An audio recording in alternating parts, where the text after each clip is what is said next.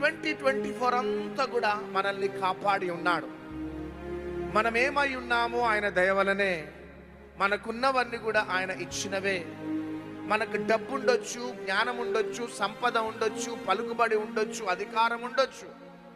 కానీ నరుని యొక్క ఆయుష్ నీటి బుడగ లాంటిది, అంతలో కనబడి అంతలో మాయమైపోవు ఆవిరి వంటిది, నీడ వంటిది. నీళ్ళు భూమి మీద ఒలికిన మీదట ఎత్తలేని నీటి వంటిదట మానవుని యొక్క ఆయుష్.